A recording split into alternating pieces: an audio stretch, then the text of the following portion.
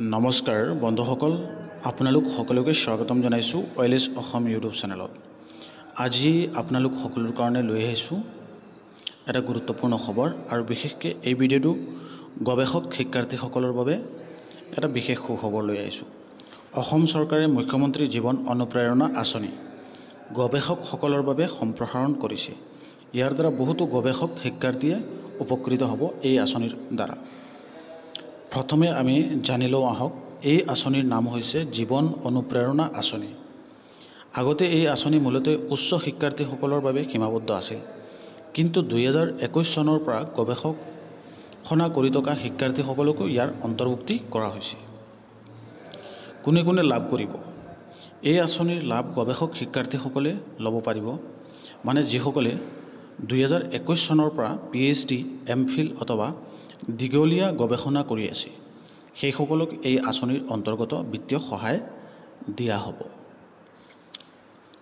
গৱেষণা শিক্ষাৰ্থীসকলৰ বাবে 25,000 টকা আৰু দীঘলীয়া গৱেষণা শিক্ষাৰ্থীসকলৰ বাবে 40,000 টকা। মানে সাধাৰণ গৱেষকসকলে 25,000 টকাৰ পৰা আৰু দীঘলীয়া গৱেষণা শিক্ষাৰ্থীসকলে 40,000 টকালৈকে পাব। ইয়াৰ উদ্দেশ্য, এই আঁচনিৰ মূল উদ্দেশ্য হৈছে অসমৰ গৱেষকসকল উৎসাহিত কৰা, গৱেষণাৰ ক্ষেত্ৰত আগুৱাই যোৱাৰ বাবে প্ৰেৰণা যোগোৱা আৰু অসমৰ শিক্ষাৰ গুণগত মান উন্নত কৰা। এতিয়া হয়তো আপোনালোকে ভাবিছে এই আঁচনিৰে আবেদন কেনেকৈ কৰিব পাৰি।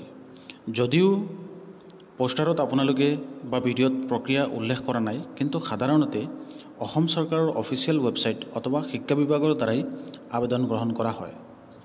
আমি ওয়েলছ অসম ইউটিউব চেনেলত আবেদনৰ পদ্ধতি উপলব্ধ হ'লে আপোনালোকক ভিডিঅ'ৰ গাইডৰ জৰিয়তে জনাই দিম।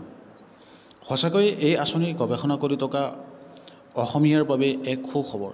এই আঁচনিৰে গৱেষণাৰ ক্ষেত্ৰত নতুন সম্ভাৱনা উন্মোচন কৰিব। আপোনালোকে যদি গৱেষণা কৰি আছে তেন্তে আঁচনিৰ বাবে আবেদন কৰিবই লাগিব আৰু আবেদন কৰিব। বন্ধুসকল, এই তথ্য আপোনালোকৰ বাবে যদি উপকাৰী হ'লে বা হৈছে, তেনেতে ভিডিঅ'টো লাইক, শ্বেয়াৰ আৰু ছাবস্ক্ৰাইব কৰিবলৈ নাপাহৰিব। আমি অহাকালি দিনতো এনে শিক্ষা আঁচনি আৰু চৰকাৰী সিদ্ধান্তৰ বিষয়ে সদায় আপোনালোক সকলোকে তথ্য দি থাকোঁ, আপোনালোকে চাই থাকে। গতিকে আজিৰ ভিডিঅ'টো ইমানতেই। ধন্যবাদ জ্ঞাপন কৰিছোঁ সকলোকে। Thank you. জয় আই অসম।